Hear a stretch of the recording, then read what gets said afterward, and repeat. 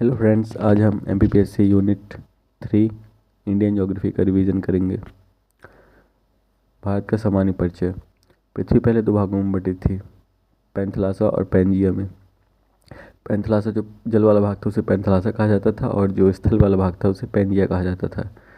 फिर पैंजिया का विभाजन दो दो भागों में हुआ, लॉरेशिया और गोंडवानालैंड में।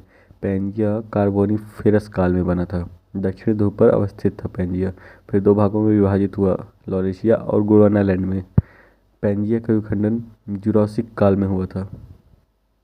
विखंडन जो हुआ था लॉरेशिया और गोंडवानालैंड में, वो जुरासिक काल में हुआ था। पैंजिया का विभाजन दो दिशाओं में हुआ, उत्तर विषुवतीय और पश्चिम की ओर हुआ था।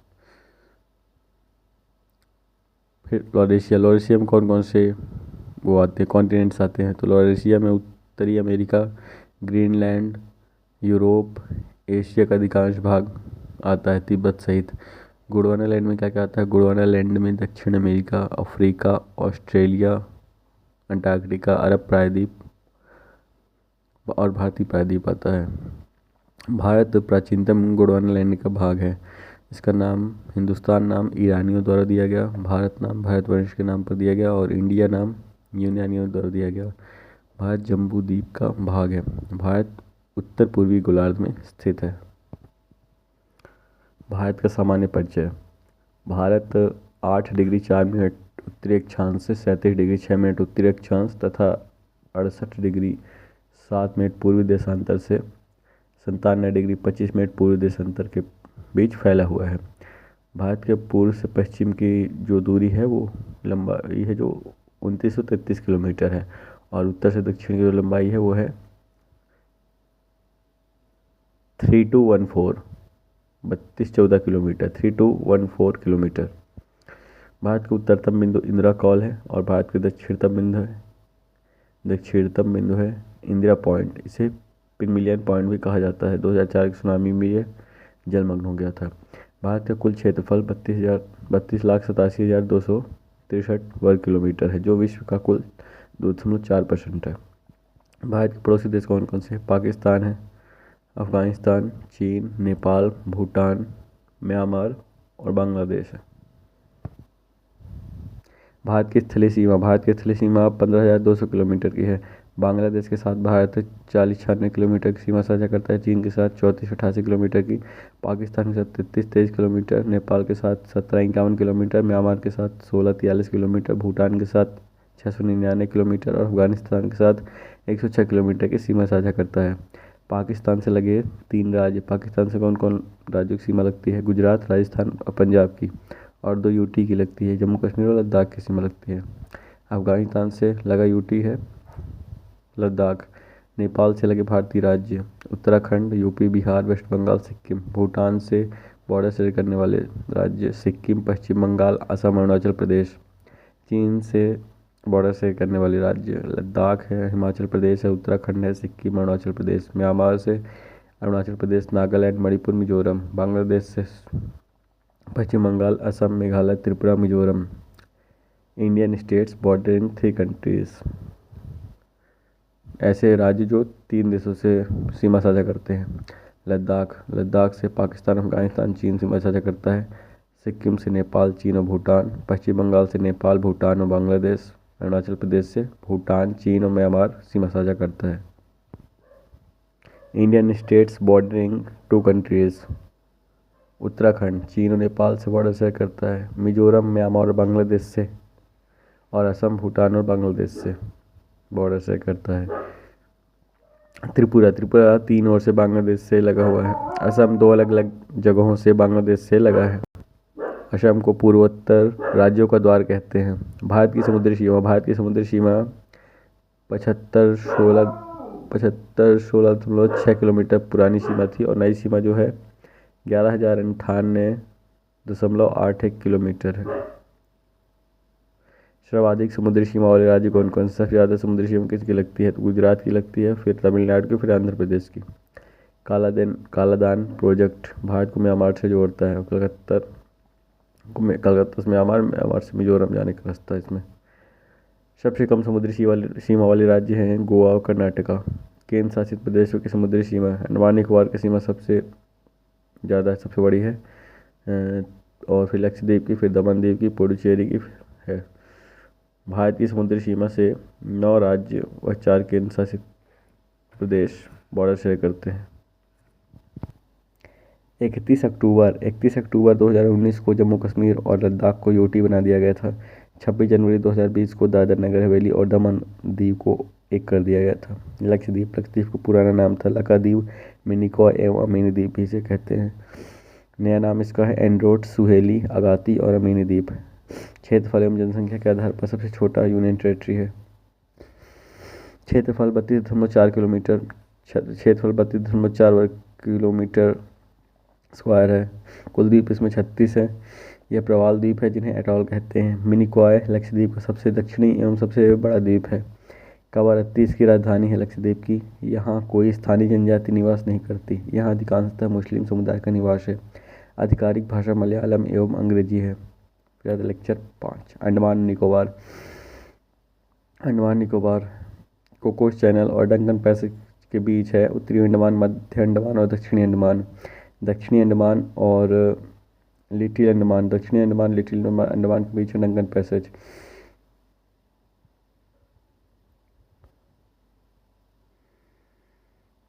टेन डिग्री चैनल और डंकन पैसेज के बीच है लिटिल अंडमान।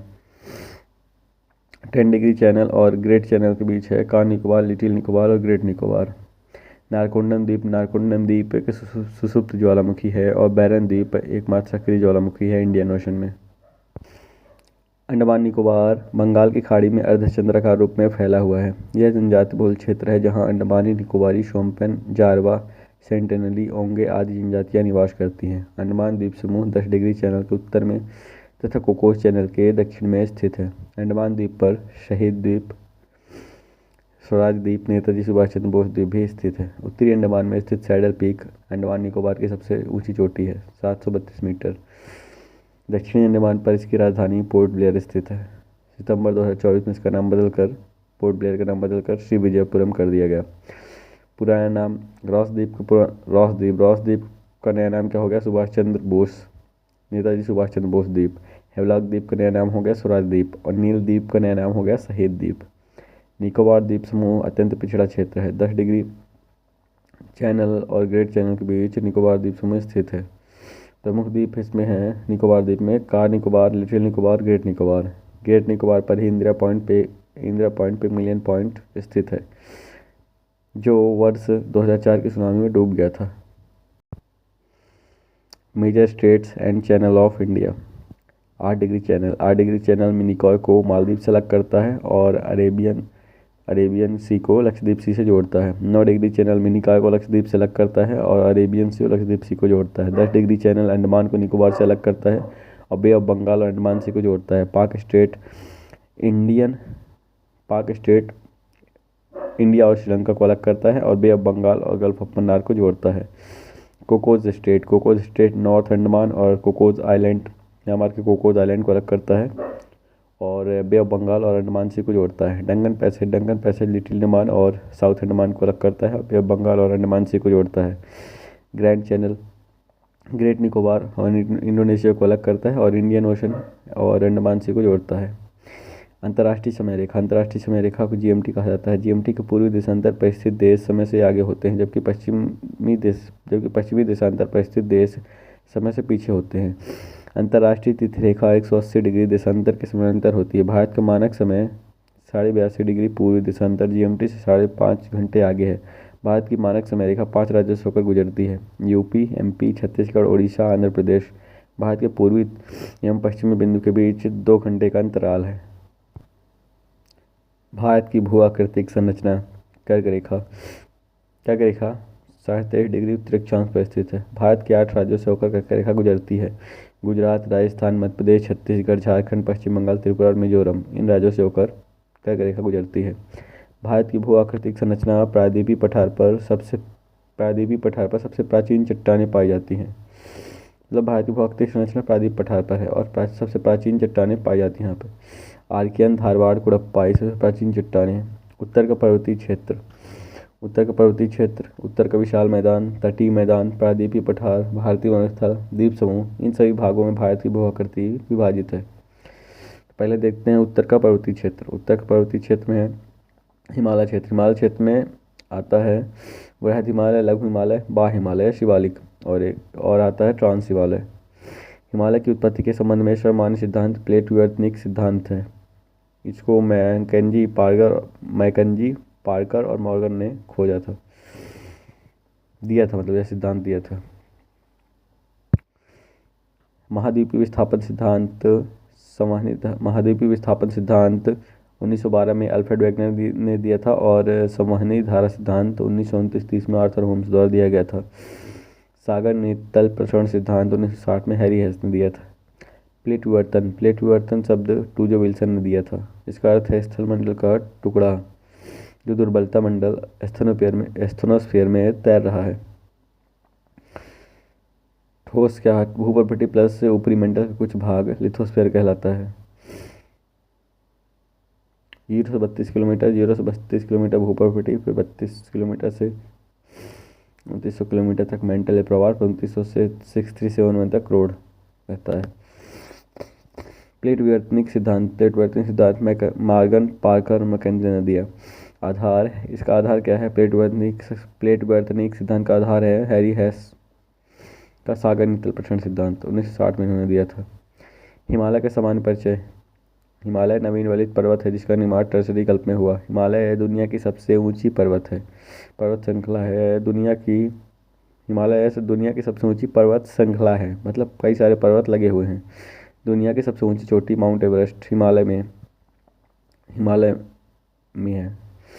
हिमालय का विस्तार लद्दाख में नंगा पर्वत से लेकर अरुणाचल प्रदेश के ऊपर तिब्बत में नामचा पर्वत तक है। लंबाई 2500 किलोमीटर, चौड़ाई पश्चिम में है 400 किलोमीटर और पूर्व में है इसकी 140-160 किलोमीटर तक। हिमालय का विभाजन, वृहद हिमालय, मध्य हिमालय, शिवालिक। वृहद हिमालय में लद्दाख नंगा पर्वत 8126 मीटर, नंगा पर्वत से लेकर नामचा बरवा 7756 मीटर तक फैला हुआ है। वृहद हिमालय का निर्माण ओलिगोशीन काल में हुआ। लघु हिमालय का निर्माण मायोशीन काल में हुआ। शिवालिक का निर्माण प्लायोशीन काल में हुआ। वृहद हिमालय का निर्माण ओलिगोशीन काल में हुआ। विस्तार इसका नंगा पर्वत से लेकर नामचा पर्वत तक है और लंबाई 2500 किलोमीटर है। नंगा पर्वत 8126 मीटर से 7756 मीटर नामचा पर्वत तक। लंबाई इसकी, मतलब वृहद हिमालय की लंबाई 2500 किलोमीटर है। औसत चौड़ाई पश्चिम में वृहद हिमालय की कितना है 150 किलोमीटर और पूर्व में है वृहद हिमालय की 50 किलोमीटर।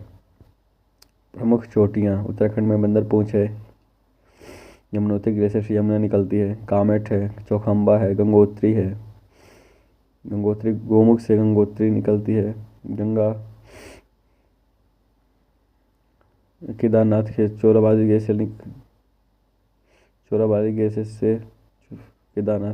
ग्लेशियर से मंदाकिनी निकलती है। नंदा देवी 78-17 मीटर है इसकी ऊंचाई और यह उत्तराखंड की सबसे ऊंची चोटी है नंदा देवी। इसी के निकट पिंडार ग्लेशियर है। यहाँ से पिंडार नदी निकलती है।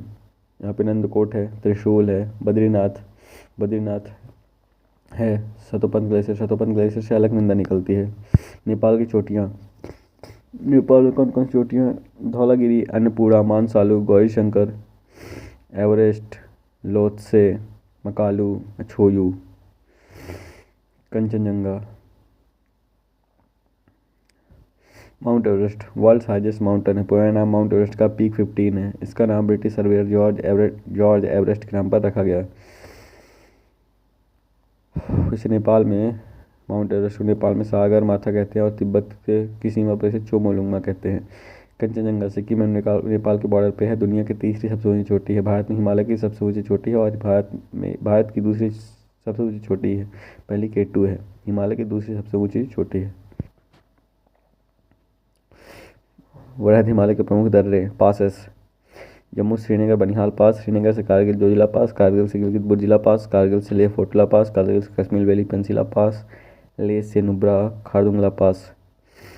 बुर्जिला पास जम्मू कश्मीर में है, श्रीनगर को गिलगित से जोड़ता है। जोजिला पास जम्मू कश्मीर में है, श्रीनगर को लेह से जोड़ता है। बारलाचला पास हिमाचल प्रदेश में है, मंडी को लेह से जोड़ता है। रोहतांग पास हिमाचल प्रदेश में है, मनाली को लेह से जोड़ता है। सिपकिला पास हिमाचल प्रदेश में है, शिमला को तिब्बत से जोड़ता है। देवसांग पास हिमाचल प्रदेश में है, स्पीति घाटी को पार्वती घाटी से जोड़ता है। रोहतांग पास से रावी और ब्यास नदियाँ निकलती हैं। सिपकिला पास से सतलुज नदी सिपकिला पास से भारत में प्रवेश करती है। माणा माणा भारत का प्रथम गांव है। माणा उत्तराखंड में है, यहाँ से मानसरोवर यात्रा के लिए जाया जाता है। नीति पास से धौलीगंगा नदी निकलती है। नीति पास से भी मानसरोवर यात्रा के लिए जाया जाता है। धौलीगंगा अलकनंदा से मिलकर विष्णुप्रयाग बनाती है। लिपुलेख पास उत्तराखंड में है, यहाँ से भी मानसरोवर यात्रा के लिए जाया जाता है। लिपुलेख से काली नदी का उद्गम होता है। मुनलिंगला दर्रा से उत्तराखंड से तिब्बत की तरफ रास्ता है, मतलब मानसा दर्रा से उत्तराखंड से तिब्बत जाने का रास्ता है। नाथुला पास सिक्किम में है। गंगटोक को ल्यासा तिब्बत से जोड़ता है। नाथुला पास जो है व्यापारिक दर्रा है, व्यापारिक पास है। 2015 में इसे मानसरोवर की यात्रा के लिए खोला गया। 2019 में कोविड के कारण बंद कर दिया गया था, फिर 2025 में यात्रा पुनः खोल दिया गया। लघु हिमालय का निर्माण मायोसीन काल में हुआ। यह कटी फटी श्रृंखला है जिसे अलग अलग जगहों पर अलग अलग नामों से जाना जाता है, जैसे जम्मू कश्मीर में पीर पंजाल, हिमाचल प्रदेश में धौलाधार, उत्तराखंड में नागटिवा, मसूरी, कुमाऊं, नेपाल में महाभारत के नाम से जाना जाता है। इसकी ढलानों पर कुछ घास के मैदान पाए जाते हैं जिन्हें जम्मू कश्मीर में मर्ग कहते हैं, जैसे गुलमर्ग, सोनमर्ग, जबकि उत्तराखंड में बुग्याल या प्यार कहा जाता है। नंगा पर्वत 81-26 मीटर, नामचा बरवा 77-56 मीटर। मध्य हिमालय में कौन कौन से पासेस हैं? पीर पंजाल दर्रा कुलगांव को कोठी से जोड़ता है। इसमें पीर पंजाल सुरंग है, इसकी लंबाई 11.215 किलोमीटर है। यह भारत की पीर पंजाल सुरंग जो है भारत की सबसे लंबी रेल सुरंग मानी जाती है। फिर है जम्मू से श्रीनगर को जोड़ता है बनिहाल पास में इसी में जवाहर सुरंग है, जिसकी लंबाई 2.65 किलोमीटर है। फिर आता है अटल सुरंग, इसकी लंबाई जो है 9.02 किलोमीटर है। ये सड़क सुरंग है। चिनानी नासरी श्याम प्रसाद मुखर्जी सुरंग 9.15 किलोमीटर। पीर पंजाल सुरंग 11.215 किलोमीटर, ये रेल सुरंग है। शिवालिक बा हिमालय। शिवालिक जो है पोटवार बेसिन, पाकिस्तान के पोटवार बेसिन से और दिहांग ब्रह्मपुत्र तक फैला हुआ है। इसका निर्माण शिवालिक का निर्माण प्लायोसीन काल में हुआ। बृहद एवं लघु हिमालय से निकलने वाली नदियों के अवसादों के निक्षेपण से इसका निर्माण हुआ है शिवालिक का। विस्तार पाकिस्तान के पोटवार बेसिन से दिहांग नदी तक इसका विस्तार है। औसत ऊंचाई इसका 900 से 1200 मीटर है। यह कई जगहों से कटा फटा है, इसलिए इसके नाम अलग अलग हैं। पोटवार बेसिन पाकिस्तान में इसे किराना हिल्स कहा जाता है। जम्मू कश्मीर में जम्मू हिल्स, उत्तर प्रदेश और नेपाल में चूरिया हिल्स और बिहार नेपाल में इसे सोमेश्वर पहाड़ी के नाम से जाना जाता है। सिक्किम और पश्चिम बंगाल में दार्जिलिंग पहाड़ी है। अरुणाचल प्रदेश में डाफला मेरिया बोरमिश्मी पहाड़ियाँ हैं। लघु एवं शिवालिक के मध्य घाटियाँ पाई जाती हैं जो अवसादों के निक्षेपण से बनी हैं। इन्हें उत्तराखंड में दुगने द्वार कहा जाता है, जैसे हरिद्वार, कोटलीदोन, देहरादून। ट्रांस हिमालय और बृहद हिमालय के बीच है ITCZ, Indo Tsangpo suture zone. बृहद हिमालय और लघु हिमालय के बीच है MCT, मेन सिंटल थ्रस्ट। और लघु हिमालय और शिवालिक के बीच है MBF, मेन बाउंड्री फॉल्ट। और शिवालिक और उत्तर के मैदान के बीच में क्या है HFF है, मतलब हिमालयन फ्रंटियर फॉल्ट। पूर्वांचल की पहाड़ियाँ अरुणाचल प्रदेश में है डाफला मेरी, अबोर मिश्मी, पटकाई बोम। नागालैंड में है नागा पहाड़ी।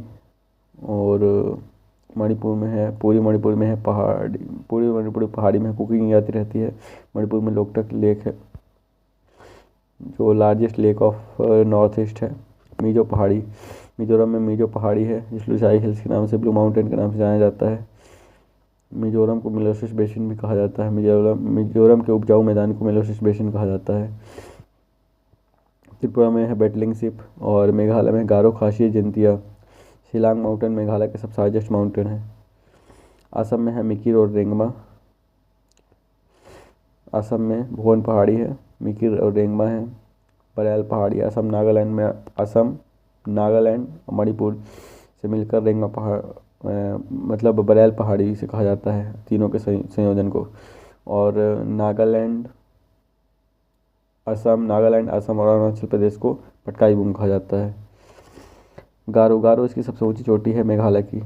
खासी खासी की आकृति कीपनुमा है।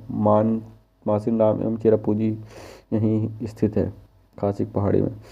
दर्रे अरुणाचल प्रदेश में बोमडीला दर्रा है। अरुणाचल प्रदेश में बोमडीला दर्रा है, यहाँ से तिब्बत जाने का रास्ता है। योंग्याप दर्रा अरुणाचल प्रदेश में है, यहाँ से भी तिब्बत जाने का रास्ता है। योंग्याप दर्रे से दिहांग नदी भारत में प्रवेश करती है। दिहांग मतलब ब्रह्मपुत्र नदी। दीफू अरुणाचल प्रदेश से म्यांमार जाने का रास्ता। दीफू पास से अरुणाचल प्रदेश से म्यांमार जाने का रास्ता है। पांगसाउ पास अरुणाचल प्रदेश से म्यांमार जाने का रास्ता है। बुमला अरुणाचल प्रदेश में बोमडीला बुमला शेला ये पासेस हैं। तुजू में है मणिपुर में है तुजू पास, यहाँ से इम्फाल से म्यांमार जाने का रास्ता है।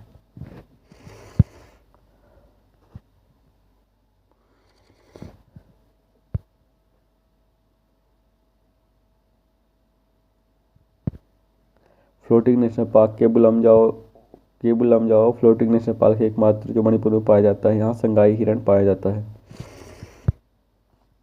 फिर तो प्रमुख ग्लेशियर सियाचिन ग्लेशियर ध्रुवीय क्षेत्र को छोड़कर यह आंतरिक भाग में दुनिया का सबसे सबसे लंबा ग्लेशियर है। ध्रुवीय क्षेत्र को छोड़कर यह आंतरिक भाग में दुनिया का दूसरा सबसे लंबा ग्लेशियर है, सियाचिन ग्लेशियर। इसकी लंबाई जो है 76 किलोमीटर है।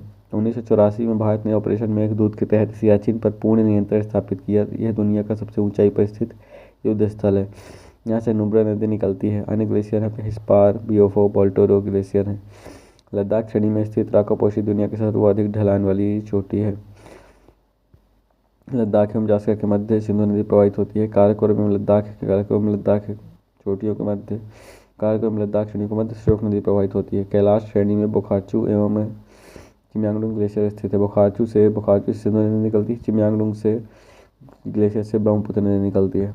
हिमालय का प्रादेशिक विभाजन सिडनी बुराड द्वारा किया गया। सिंधु नदी से सतलुज नदी के बीच के क्षेत्र को पंजाब या कश्मीर हिमालय कहा जाता है। इसकी लंबाई 560 किलोमीटर है।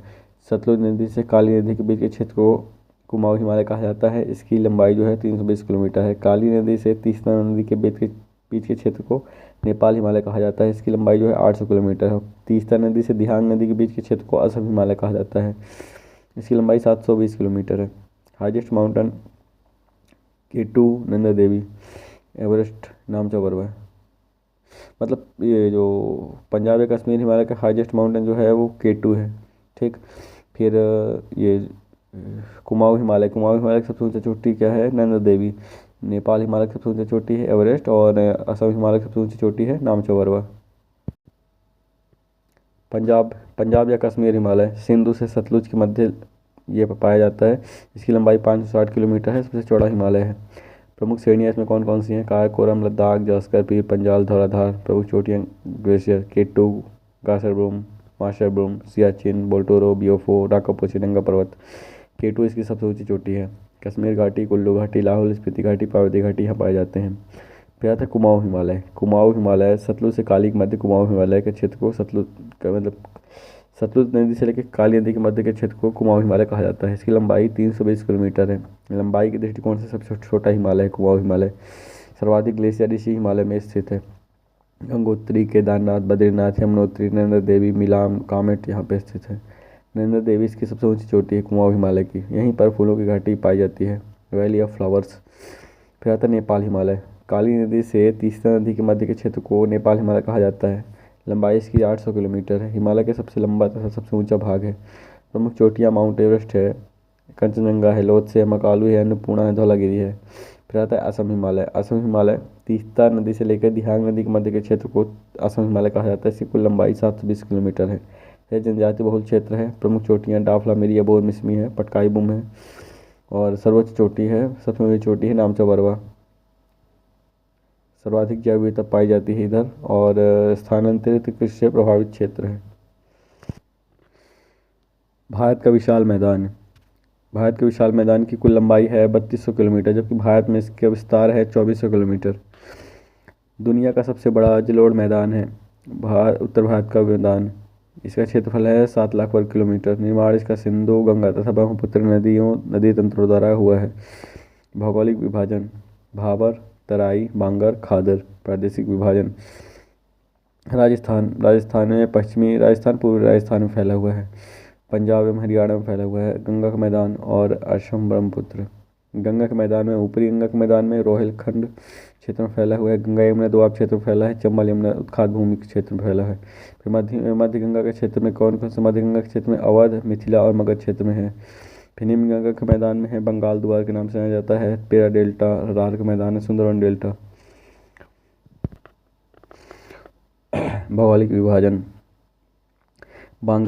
बांगर ऐसी उच्च भूमि है जहाँ नदियों को जल नहीं पहुँच पाता हर साल।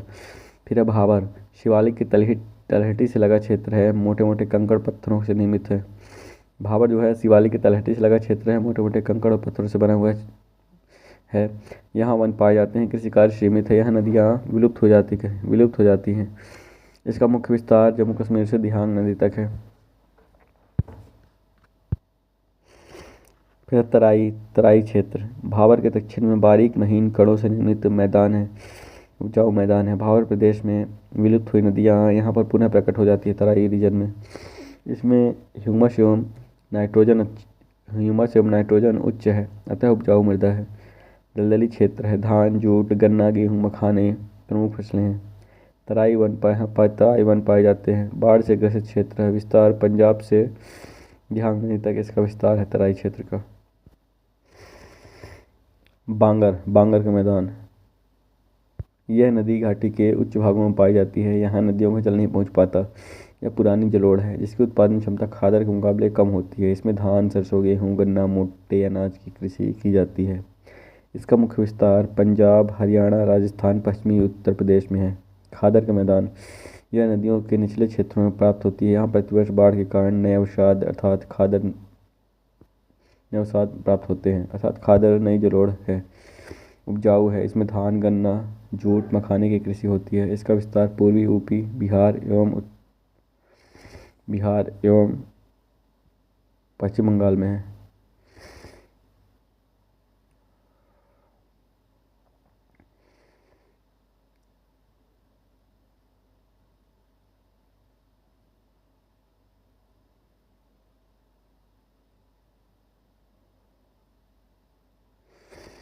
ऊपरी गंगा का मैदान गोमती, घाघरा, यमुना, चंबल नदी के बीच के क्षेत्र को ऊपरी गंगा का मैदान कहते हैं। गोमती, घाघरा, कोसी, सोन नदी के बीच के क्षेत्र को क्या कहते हैं? मध्य गंगा का मैदान। और कोसी से पश्चिम बंगाल तक का क्षेत्र को कहते हैं निम्न गंगा का मैदान।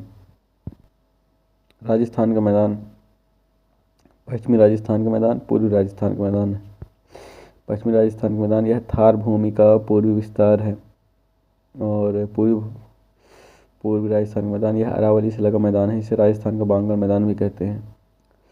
औसत वर्षा इसमें 25 सेंटीमीटर से कम होती है। और यहाँ लवणीय एवं क्षारीय मृदा है पूर्वी राजस्थान में। पश्चिमी राजस्थान: इस क्षेत्र में सिंचाई हेतु इंदिरा गांधी नहर निकाली गई है। पूर्वी राजस्थान: यहाँ मुख्य फसलें सरसों, गेहूँ, मोटे अनाज। औसत वर्षा 25 से 50 सेंटीमीटर है। मुख्य फसलें यहाँ पश्चिमी राजस्थान की मुख्य फसल है सरसों, गेहूँ और मोटे अनाज। पूर्वी राजस्थान इस क्षेत्र में नदियों के किनारे उपजाऊ मृदा है जिसे रोही कहा जाता है। लवणी झीलें हैं, सांभर, डिडवाना। पश्चिमी राजस्थान में क्या क्या है? पश्चिमी राजस्थान में थार भूमि का पूर्वी विस्तार है। औसत वर्षा 25 सेंटीमीटर से कम है। इस क्षेत्र में सिंचाई हेतु इंदिरा गांधी नहर निकाली गई है। मुख्य फसलें सरसों, गेहूँ, मोटे अनाज है। पूर्वी राजस्थान का मैदान यह है अरावली से लगा मैदान है। इसे राजस्थान का बांगर मैदान भी कहते हैं। यहाँ लवणी एवं क्षारीय मृदा है पूर्वी राजस्थान के मैदान में। और मुख्य फसलें यहाँ की है सरसों, गेहूँ, मोटे अनाज। औसत वर्षा 25 से 50 सेंटीमीटर ही होती है। और इस क्षेत्र में नदियों के किनारे उपजाऊ मृदा है जिसे रोही कहा जाता है। लवणी झीलें हैं इधर पाई जाती है, जैसे सांभर हो गया, डीडवाना हो गया, कुचामन हो गया। गोमती नदी से गंगा नदी के बीच के मैदान को रोहिलखंड कहते हैं। गंगा से यमुना के बीच के क्षेत्र को गंगा यमुना दोआब क्षेत्र कहते हैं। और चंबल यमुना के बीच के क्षेत्र को चंबल यमुना उत्खाद भूमि कहा जाता है। पंजाब एवं हरियाणा का मैदान: पंजाब का मैदान अर्ध शुष्क मैदान है। 70 से 90 सेंटीमीटर वर्षा होती है। प्रमुख नदियाँ रावी, ब्यास, सतलुज है। यह मैदान कई दोआबों से मिलकर बना है, जैसे बारी दोआब, बिष्ट दोआब। रावी और ब्यास के बीच है बारी दोआब, और रावी और ब्यास के बीच है बिष्ट दोआब। इसके रावी और ब्यास के बीच के दोआब को बिष्ट दोआब कहते, रावी और ब्यास के बीच के दोआब को बारी दोआब कहते हैं, और ब्यास और सतलुज के बीच के दोआब को बिष्ट दोआब कहते हैं। यहाँ नदियों के पास स्थित बाढ़ग्रस्त क्षेत्र को वेटलैंड कहा जाता है। नदियों के द्वारा यहाँ अपर्दन होता है, जिसे चौस अपर्दन कहते हैं। प्रमुख फसलें गेहूँ, सरसों, मक्का, गन्ना आदि हैं। हरियाणा का मैदान अर्ध शुष्क प्रदेश है। 60 से 80 सेंटीमीटर वर्षा होती है। घग्गर नदी हरियाणा की जीवन रेखा है। प्रमुख फसलें गन्ना, गेहूँ, मक्का है। गंगा का मैदान ऊपरी गंगा का मैदान रोहिलखंड। गंगा, रामगंगा और गोमती नदी के मध्य के क्षेत्र को रोहिलखंड कहा जाता है। ये उपजाऊ मृदा है। मुख्य फसलें यहाँ की गेहूँ है। गन्ना यहाँ पे भी उगाया जाता है, और मोटे अनाज। फिर आता है गंगा यमुना दोआब क्षेत्र। यहाँ पे गंगा यमुना के मध्य यह क्षेत्र स्थित है। यहाँ अधिक दोआब क्षेत्र मतलब अधिक उपजाऊ मिट्टी पाई जाती है। यहाँ मुख्यतः गन्ने की फसल होती है। इसके अतिरिक्त गेहूँ, सरसों, मोटे अनाज की भी कृषि होती है। फिर चंबल यमुना उत्खाद भूमि। यह ऊबड़ खाबड़ भूमि है। चंबल एवं सहायक नदियों द्वारा अपर्दन से बड़े बड़े गड्ढों का निर्माण हुआ है, जिसे बीहड़ कहा जाता है। प्रमुख फसलें यहाँ की सरसों, गेहूँ, गन्ना है। मध्य गंगा का मैदान अवध का मैदान। मध्य गंगा के मैदान में अवध का मैदान गोमती एवं घाघरा के मध्य पूर्वी यूपी में है अवध का मैदान। यह उपजाऊ मृदा है। प्रमुख फसलें हैं धान, गेहूँ और सब्जियाँ। मिथिला का मैदान घाघरा, गंडक और कोसी नदी के मध्य क्षेत्र का मैदान है ये। यहाँ पर प्रमुख कृषि धान, जूट, मखाने की कृषि होती है।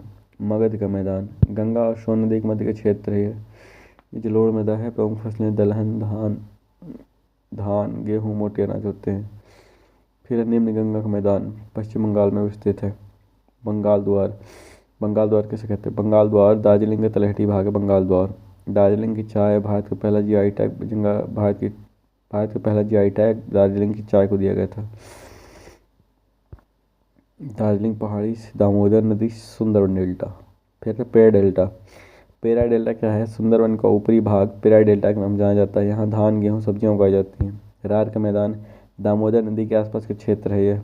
यह लाल, पीली एवं जलोढ़ मृदा पाई जाती है। कोयले का भंडार इधर क्षेत्र में है, रानीगंज में। सुंदरबन डेल्टा सुंदरी के वृक्ष अधिक होने के कारण इसका नाम सुंदरबन डेल्टा है। हुगली नदी के द्वारा बनाया गया डेल्टा है। दलदली मैदान है। यहाँ धान, जूट की कृषि सर्वाधिक होती है। यहाँ जल जमाव वाले क्षेत्र को बील कहते हैं।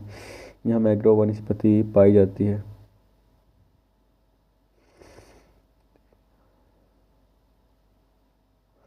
फिर है असम का मैदान संकीर्ण पतला मैदान है। ब्रह्मपुत्र नदी द्वारा निर्मित है। बाढ़कारी मैदान है। हिमालय एवं शिलांग पठार के मध्य है। ऊपरी असम का मैदान दिहांग एवं सुबनसिरी नदी के मध्य है। ऊपरी असम का मैदान यहाँ धान, चाय प्रमुख फसलें हैं। ऊपरी असम के मैदान में ही माजुली द्वीप है। फिर निचला असम का मैदान सुबनसिरी से तीस्ता नदी के बीच के क्षेत्र को निचले असम का मैदान कहते हैं। यहाँ धान, चाय, जूट प्रमुख फसलें हैं।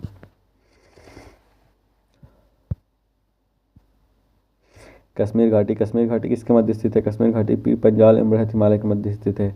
भारत की मानक समय रेखा गुजरती है 5 राज्यों से, यूपी, एमपी, छत्तीसगढ़, उड़ीसा और आंध्र से। भारत की सर्वाधिक लंबी तटरेखा अंडमान निकोबार, गुजरात, तमिलनाडु और आंध्र है। भारत की समुद्री सीमा साझा करने वाले राज्य हैं सिक्किम, वेस्ट बंगाल, असम, अरुणाचल प्रदेश।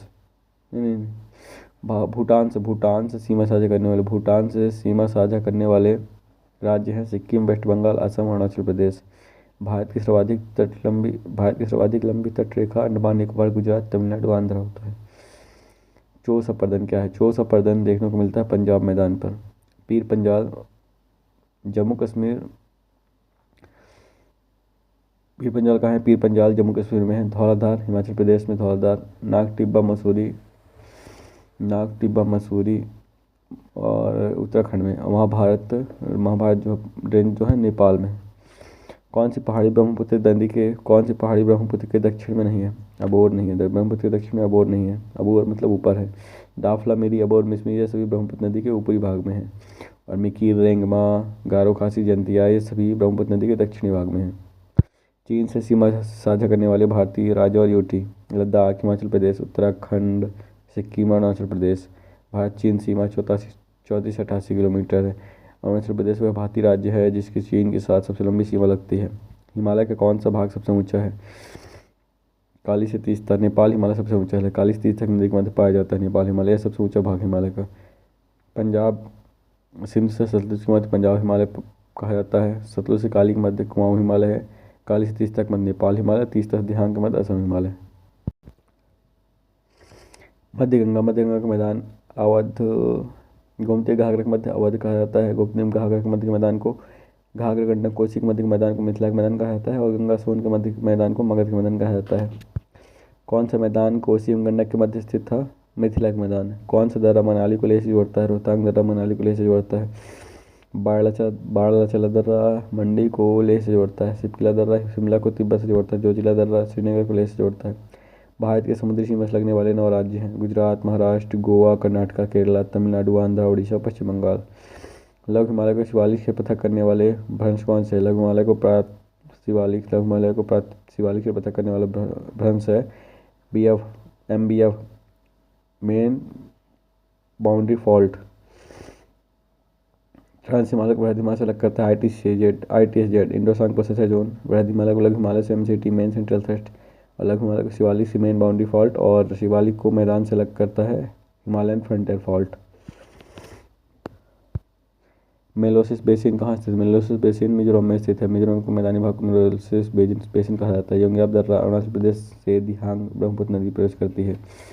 किन चोटियों की ऊंचाई समान है? कामेट और नामचौरा की ऊंचाई समान है, 77-56 मीटर दोनों की है। पंजाब का पर्यटन ग्रसित क्षेत्र चोस कहा जाता है। बंगाल में जल जमाव के क्षेत्र को बील कहा जाता है। राजस्थान में उपजाऊ भूमि को रोही कहा जाता है। चंबल के बीच क्षेत्र उत्खाद भूमि कहा जाता है। असम भूटान तथा बांग्लादेश की सीमा से लगा है। असम पश्चिम बंगाल जो है वह भूटान तथा बांग्लादेश की सीमा से लगा है। मिजोरम बांग्लादेश तथा म्यांमार की सीमा से लगा है। मिजोरम। हिमालय का निर्माण सिनोजोइक महाकल्प में हुआ। टर्सरी कल्प में। ओलिगोसीन काल में बृहद हिमालय का निर्माण हुआ। मायोसीन काल में लघु हिमालय का निर्माण हुआ। प्लायोसीन काल में शिवालिक का निर्माण हुआ। कौन सा राज्य बांग्लादेश से 3 ओर से घिरा है? त्रिपुरा। दार्जिलिंग पहाड़ी सिक्किम और पश्चिम बंगाल की सीमा पर स्थित है। कौन सी संवर्षा रेखा राजस्थान मैदान को 2 भागों में बांटती है? 25 सेंटीमीटर की संवर्षा रेखा।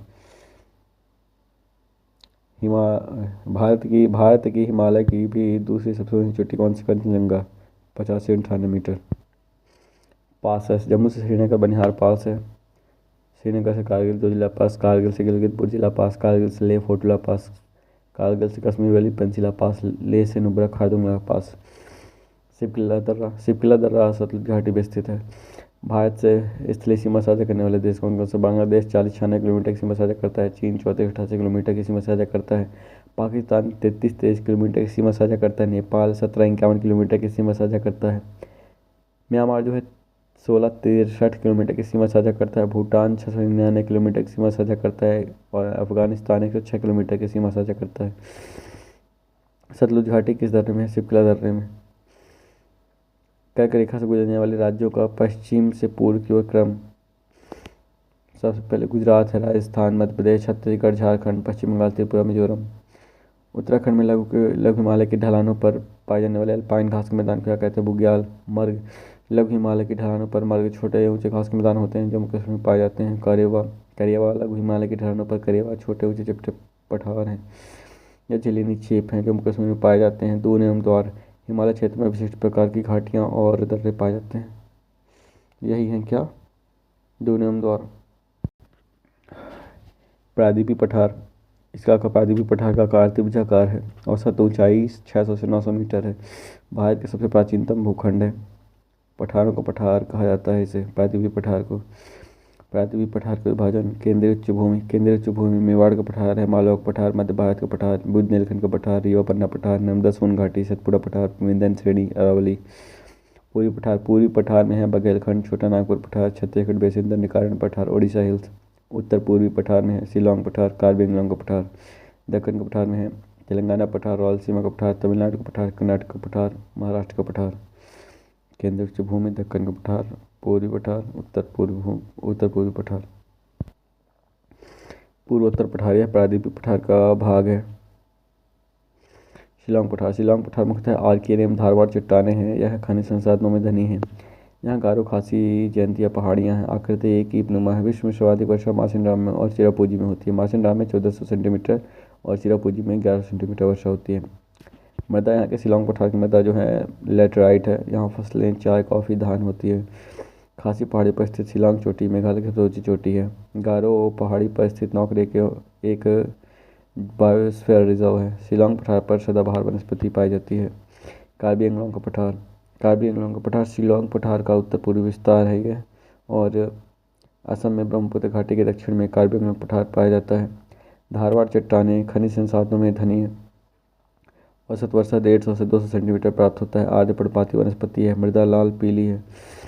धान, चाय, मोटे अनाज प्रमुख फसलें हैं। मिकिर और रेंगमा जैसी पहाड़ियाँ यहाँ स्थित है कार्बी एंगलोंग पठार में। राजमहल पहाड़ी और गारो पहाड़ी के मध्य स्थित भ्रंश को मालदा गैप कहते हैं। राजमहल गारो गैप कहते हैं। वर्तमान में यही गंगा ब्रह्मपुत्र डेल्टा को प्राप्त हुआ है। पूर्वी पठार, पूर्वी पठार बघेलखंड, छोटा नागपुर पठार, छत्तीसगढ़ बेसिन, दंडकारण्य पठार, उड़ीसा हिल्स। तो इसमें पढ़ते हैं छोटा नागपुर पठार। छोटा नागपुर का पठार मुख्यतः विस्तार इसका झारखंड, इसके अतिरिक्त पश्चिम बंगाल, बिहार, उड़ीसा एवं छत्तीसगढ़ में कुछ भाग है। चट्टानी संरचना धारवाड़, आर्कियन, कुड़प्पा एवं गोंडवाना और विंध्य की चट्टानें यहाँ छोटा नागपुर पठार में पाई जाती हैं। भारत में सर्वाधिक खनिजों का भंडार छोटा नागपुर पठार में ही है। कोडरमा अभ्रक मंडी है। दामोदर घाटी में झरिया तथा धनबाद में कोयले के प्रचुर भंडार हैं। अतः भारत का अरूर प्रदेश से कहा जाता है छोटा नागपुर पठार को। दामोदर नदी छोटा नागपुर पठार को दो भागों में विभाजित करती है, हजारीबाग का पठार और रांची का पठार। हजारीबाग का पठार यह यहाँ पे हजारीबाग का पठार इधर संथाल मुंडा जनजाति निवास करती है। 100 से 110 सेंटीमीटर वर्षा होती है। हजारीबाग का पठार की हाईएस्ट माउंटेन है पारसनाथ। पारसनाथ छोटा नागपुर पठार की सर्वोच्च चोटी है।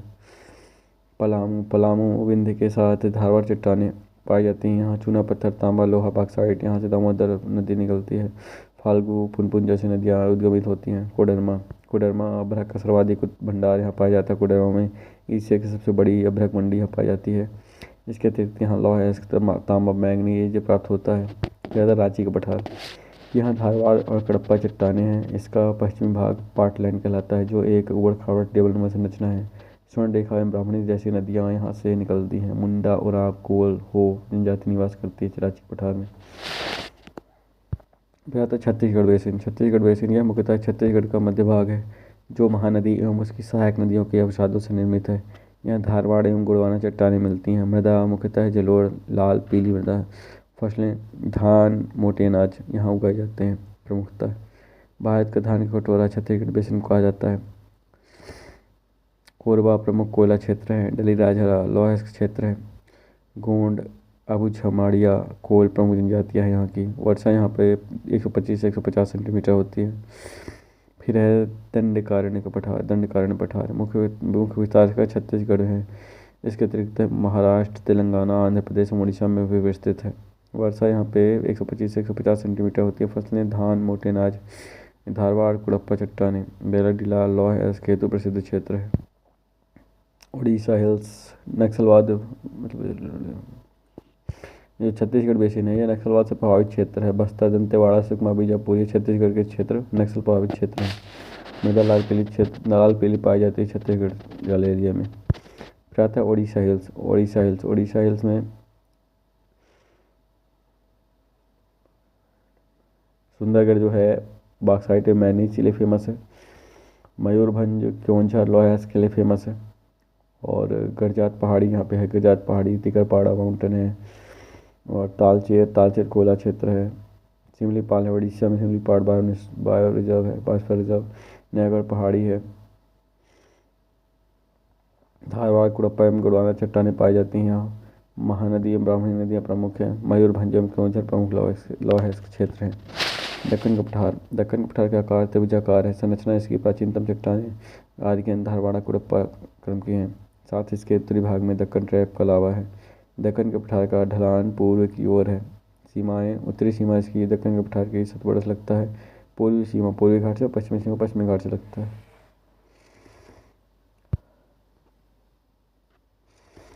महाराष्ट्र का पठार, कर्नाटक का पठार, तेलंगाना का पठार, रायलसीमा का पठार, नागार्जुन जलाशय, तमिलनाडु का पठार। सिंगरेनी कोल माइंस के लिए फेमस है। फिर आता है तेलंगाना का पठार। तेलंगाना का पठार की संरचना पुरातन आर्कियन, धारवाड़ एवं कुड़प्पा चट्टानों से बना है और गोदावरी एवं कृष्णा नदियों के बीच अवस्थित है तेलंगाना का पठार। इसमें यहाँ पे मृदा, तेलंगाना का पठार मृदा पाई जाती है लाल, पीली एवं काली मृदा। काली मृदा कपास के लिए फेमस है। लाल पीली मृदा में मोटे अनाज, हल्दी, तंबाकू उगाई जाती है। सिंगरेनी यहाँ का प्रमुख कोयला क्षेत्र है। हैदराबाद प्रमुख आईटी एवं औद्योगिक क्षेत्र है। फिर आता है रायलसीमा या आंध्र का पठार। रायलसीमा या आंध्र का पठार कृष्णा नदी के दक्षिण में कर्नूल, चित्तूर, अनंतपुर एवं कुड़प्पा जिलों में अवस्थित है एक रायलसीमा का पठार। संरचना कुड़प्पा एवं धारवाड़नी चट्टानें में पाई जाती हैं। मृदा यहाँ पे रायलसीमा आंध्र पठार की मृदा जो है यहाँ पे पाई जाती है लाल पीली। यहाँ पे ज़्यादा मोटी अनाज और हल्दी, तंबाकू वगैरह होता है। यहाँ पहाड़ी कौन कौन से? तेलंगाना पठार, नागार्जुन डैम यहाँ पर बना है और कृष्णा नदी यहाँ से प्रवाहित होती है। कृष्णा नदी यहाँ से गुजरती है। नल्लामला है, नल्लामला, वेलिकोंडा, पालकोंडा, शेषाचलम है। शेषाचलम जो है चंदन हेतु फेमस है। रेड सैंडल्स, लाल चंदन। रायलसीमा आंध्र के पठार में खनिज कौन कौन से पाए जाते हैं? लौह अयस्क यहाँ पे सिडराइट एवं लियोनाइट प्रकार पाया जाता है। बॉक्साइट, चूना पत्थर, हीरा पाया जाता है। वर्षा 70 से 90 सेंटीमीटर। फिर तमिलनाडु का पठार यह बेंगलुरु एवं आंध्र पठार के दक्षिण में स्थित है। तमिलनाडु का पठार यहाँ पे अन्नामलाई एवं कार्डमम पहाड़ी इसकी पश्चिमी सीमा बनाती हैं। कोयम्बटूर का पठार दक्षिण भारत का मैनचेस्टर कहा जाता है। मृदा यहाँ पे काली पाई जाती है। वर्षा 50 से 60 सेंटीमीटर होती है। कपास, गन्ना, कपड़ा उद्योग का विकास होता है यहाँ। फिर आता है मदुरई का पठार यहाँ पे काली मृदा पाई जाती है। लाल पीली एवं जलोढ़ मृदा पाई जाती है। वर्षा 100 सेंटीमीटर तक होती है और फसलें यहाँ पे कपास, धान, मोटे अनाज आदि होते हैं। हाँ, केरला के प्रमुख पहाड़ी कौन कौन से हैं? जावड़ी, सेबराय, पंचमलाई, सिरोमिलाई, पालनी और कोयम्बटूर। ये पालनी कोयम्बटूर तो पठार है। NEC, नीलगिरी, अन्नामलाई, कार्डमम पहाड़ियाँ ये तमिलनाडु और केरला के बीच स्थित है। नीलगिरी, अन्नामलाई और कार्डमम। सबसे उच्च क्वालिटी का जो लोहा है मैग्नेटाइट उत्तम कोटि का लोहा है। इसके कर्नाटक में पाया जाता है। हेमेटाइट लाल रंग का होता है, ओडिशा में पाया जाता है। लिमोनाइट पीला भूरे रंग का होता है। सिडराइट जो लोहा है वो भूरे रंग का होता है। फिर आता है कर्नाटक का पठार की संरचना आर्कियन, धारवाड़ के कुड़प्पा चट्टानों से निर्मित है। यहाँ उत्तम कोटि का लोहा पाया जाता है। कर्नाटक का पठार दो भागों में विभाजित है। मलनाड मतलब पश्चिमी कर्नाटक को मलनाड कहा जाता है। पूर्वी कर्नाटक को मैदान कहा जाता है। पश्चिमी कर्नाटक का भाव मैदान की पहाड़ी से लगा क्षेत्र है। यहाँ मृदा लेटराइट एवं लाल पीली मृदा है। कॉफ़ी का उत्पादन जो है होता है अरेबिका कॉफ़ी का। धारवाड़, शिमोगा में लोहा इसकी प्राप्ति होती है। फिर तो पूर्वी कर्नाटक मैदान कहा जाता है जिसे, तो इस पूर्वी कर्नाटक में मैसूर एवं बंगलुरु के पठार से निर्मित बना है ये। और यहाँ पे पूर्वी कर्नाटक में क्या होता है? पूर्वी कर्नाटक पठार में मृदा लाल पीली मृदा है। रेशम प्रमुखता उत्पादन फसल यहाँ पे रेशम है। मलबरी रेशम जो है कर्नाटक, केरला, तमिलनाडु, आंध्र, तेलंगाना में है। मूंगा रेशा असम वैली में गोल्डन कलर भी कहते हैं मूंगा असम में होता है। फिर टसर जो है रेशम की प्रजाति ये मध्य भारत में उगाई जाती है, जैसे मध्य प्रदेश, छत्तीसगढ़, झारखंड, उड़ीसा, वेस्ट बंगाल, बिहार में। और जो ईरी जो प्रजाति है, मतलब ईरी जो टाइप है उसका रेशम का, वो उगाया जाता है पूर्वोत्तर भारत में। मोटे अनाज सूरजमुखी उत्पादन, कोयला एवं हट्टी की खदानों से सोने की प्राप्ति होती है। नंदी दुर्ग, मेलागिर पहाड़ियाँ। महाराष्ट्र का पठार यह एक उबड़ खाबड़ पठार है। महाराष्ट्र का पठार इसकी संरचना बेसाल्टिक पठारों से बना है। ये काली मृदा यहाँ पाई जाती है। कपास के लिए फेमस है। सोयाबीन, मक्का भी यहाँ उगाई जाती है। मोटे अनाज उगाए जाते हैं। वर्षा महाराष्ट्र के पठारों में वर्षा 60 से 80 सेंटीमीटर होती है, किंतु इसका पूर्वी भाग विदर्भ अधिक सूखा है। 30 से 40 सेंटीमीटर ही वर्षा होती है। अजंता जो पहाड़ी है, तापी और गोदावरी नदी के मध्य स्थित है अजंता पहाड़ी। गोदावरी मंजीरा नदी के मध्य स्थित है बालाघाट पहाड़ी। और गोदावरी भीमा के मध्य है हरिश्चंद्र पहाड़ी, और भीमा और कृष्णा नदी के मध्य है शंभू महादेव पहाड़ी। पश्चिमी घाट यह एक ब्लॉक पर्वत की तरह दिखाई देता है। विस्तार इसका तापी के दक्षिण से कन्याकुमारी तक है। प्राचीन आर्कियन धारवाड़ चट्टानों के साथ साथ बेसाल्टिक चट्टानें भी प्राप्त होती हैं।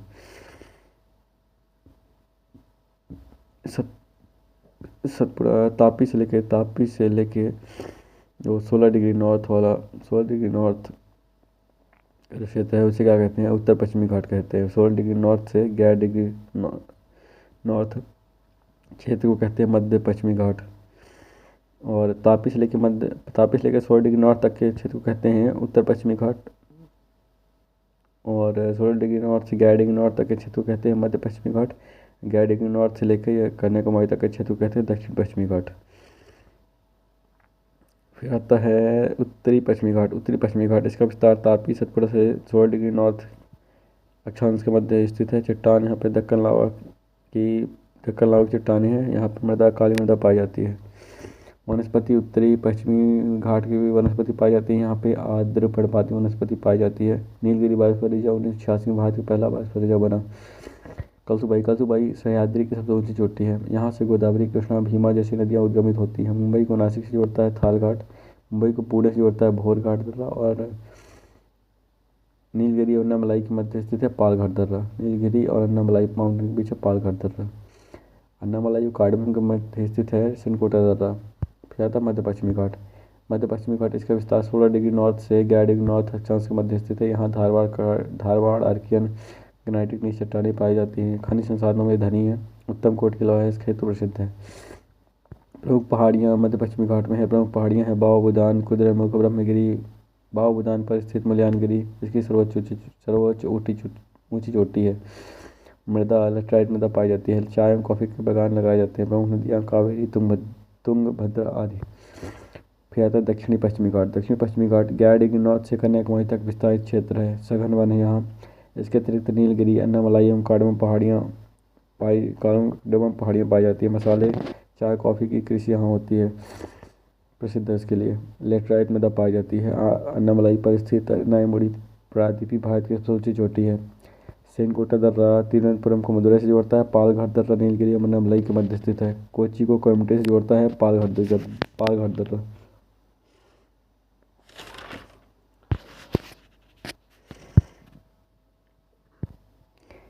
नोट: दक्षिण भारत के पठारों की ढलानों पर शीतोष्ण घास के मैदान पाए जाते हैं जिन्हें शोला कहा जाता है। फिर आते हैं सेनकोटा दर्रा अन्नामलाई कार्डमम पहाड़ियों के बीच स्थित है। इससे तिरुवनंतपुरम सेनकोटा दर्रा जो है अन्नामलाई कार्डमम के मध्य है। ये क्या करता है? तिरुवनंतपुरम को मदुरई से जोड़ता है। नीलगिरी कर्नाटक, तमिलनाडु एवं केरला के मध्य सीमा पर स्थित है। जैव विविधता की दृष्टि से महत्वपूर्ण है। डोडा बेट्टा नीलगिरी की सबसे ऊंची चोटी है। प्रायद्वीपीय भारत की दूसरी सबसे ऊंची चोटी है डोडा बेट्टा, और पहली है अनाईमुड़ी 2695 मीटर। डोडा एवं कोटा जनजाति निवास करती हैं यहाँ और नीलगिरी में। और ऊटी प्रमुख पर्यटन स्थल है नीलगिरी का। कार्डमम प्रायद्वीपीय भारत की सबसे दक्षिणी माउंटेन है। यहाँ छोटी इलायची एवं चाय के मैदान पाए जाते हैं। पूर्वी घाट यह एक वलित पर्वत है जो अरावली की समकालीन है। नदियों ने इसे छिन्न भिन्न कर दिया है। अलग अलग जगहों पर अलग अलग नामों से जाना जाता है, जैसे राजमहल की पहाड़ी से नीलगिरी तक। राजमहल झारखंड में है। राजमहल माउंटेन झारखंड में है। फिर गरजात पहाड़ी उड़ीसा में है। असिया उड़ीसा में है। नयागढ़ उड़ीसा में है। तिकरपाड़ा उड़ीसा में है। फिर नल्लामाला वेलिकोंडा पालकोंडा सहस्रम आंध्र प्रदेश में है। जावड़ी शिवराय पंचमला सिरुमलाई पालनी वर्षान अगस्तमला ये सभी तमिलनाडु में है। पूर्वी घाट यहाँ धारवाड़ और कुरप्पा चट्टानें पाई जाती हैं पूर्वी घाट में। सर्वोच्च चोटी पूर्वी घाट की सर्वोच्च चोटी जिंदागढ़ा है, 1690 मीटर, आंध्र प्रदेश में है। इसे अरमाकोंडा से तमाकोंडा भी कहते हैं। जिंदागढ़ा के बाद महेंद्रगिरी है। केंद्रीय उच्च भूमि इसमें कौन कौन सा आता है? अरावली क्षेत्र आता है। मेवाड़ का पठार, हड़ौती का पठार, मालवा बुंदेलखंड, मध्य भारत का पठार, रियो पन्ना पठार, नर्मदा सोन घाटी, बघेलखंड, सतपुड़ा, विंध्य। केंद्रीय उच्चभूमि, केंद्रीय उच्चभूमि में अरावली। अरावली सब अवशिष्ट अवशिष्ट पर्वत है वर्तमान हिमालय में। यह प्राचीनतम वरिष्ठ पर्वत था, अब अवशिष्ट पर्वत है। धारवाड़ कुड़प्पा विंध्यकम की चट्टानें पाई जाती हैं यहाँ। सबसे ऊंची चोटी इसकी माउंट आबू है।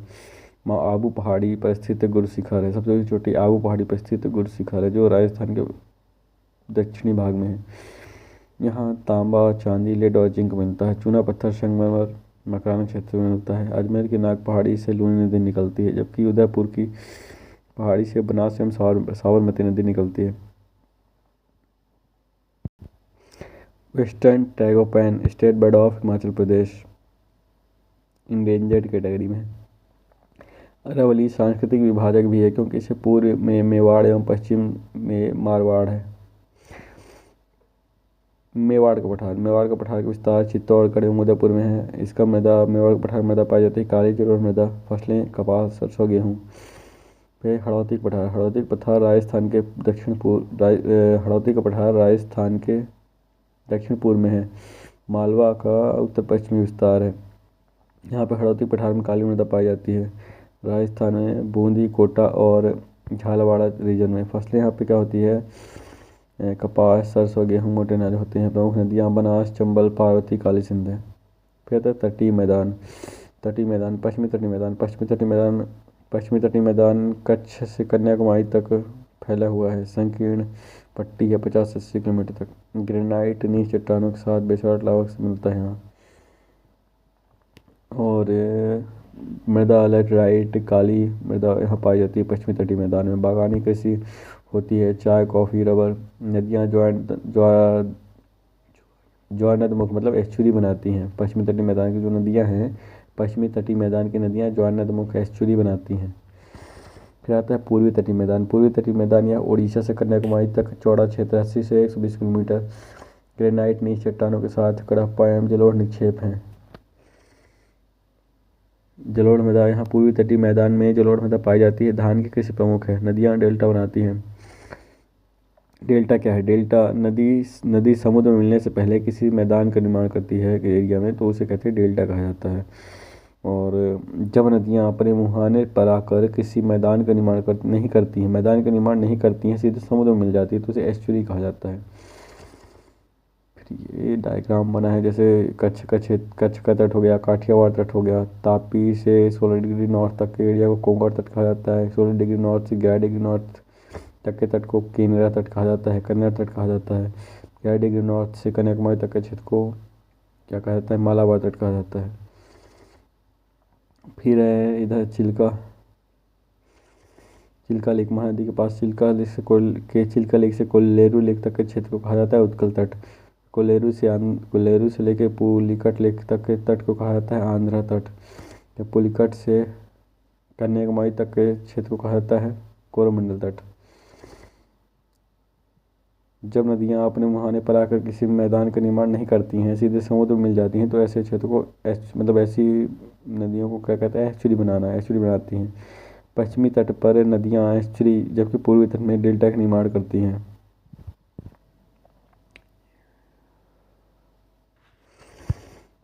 रण ऑफ कच्छ क्या है, अर्ध शुष्क प्रदेश है। वर्षा 40 से 60 सेंटीमीटर वर्षा होती है। मृदा लवणीय मृदा है। भारत में सर्वाधिक नमक यहाँ पाए जाते हैं कच्छ के एरिया में। सर्वाधिक नमक का उत्पादन इसी मरुस्थल से होता है। कटीली वनस्पति एवं झाड़ियाँ प्राप्त होती हैं कच्छ क्षेत्र से। जंगली गधी पाए जाते हैं। जंगली गधों का अभयारण्य जिसका नाम है, इसके तट पर पंडित दीनदयाल उपाध्याय कांडला बंदरगाह स्थित है। मकर संक्रांति के समय यहाँ काइट फेस्टिवल होता है। कच्छ का भुज क्षेत्र भूकंप से अधिक प्रभावित क्षेत्र है। कच्छ का तटीय भाग दलदली है, यहाँ मैंग्रोव वनस्पति पाई जाती है। काठियावाड़ खंबात एवं कच्छ की खाड़ी के मध्य स्थित है। दक्कन के दावे का विस्तार है, अतः काली मृदा प्राप्त होती है। वर्षा 100 सेंटीमीटर।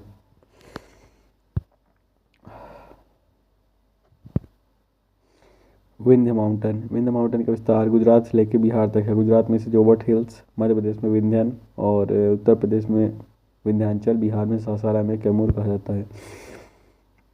निर्माण इसका समुद्री निक्षेप से हुआ है। चूना पत्थर, संगमरमर, बलुआ पत्थर, हीरा और बलुआ पत्थर से यहाँ पे हीरा कोयला पाया जाता है। दमोह में सर्वाधिक चौड़ाई है इसकी, सद्भावना शिखर इसका हाईएस्ट माउंटेन है। फिर आता है मुख्य फसलें। कच्छ जो है, कच्छ भारत का सबसे बड़ा बायोस्फीयर रिजर्व है। 12,500 वर्ग किलोमीटर में फैला हुआ है। मुख्य फसलें कौन कौन सी हैं?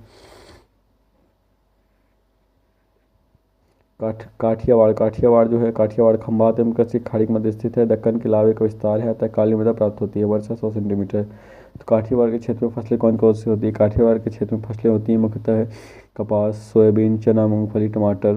काठियावाड़ी लोग निवास करते हैं काठियावाड़ी लोग निवास करते हैं जो मुख्यतः पशुपालन का कार्य करते हैं। खेड़ा के आनंद में 1946 में अमूल की स्थापना हुई। आनंद मिल्क यूनियन लिमिटेड की डॉक्टर वर्गीज कुरियन द्वारा। प्रमुख पहाड़ियाँ इसकी क्या है? प्रमुख पहाड़ियाँ वर्धा। प्रमुख पहाड़ियाँ हैं वर्धा, गिरनार।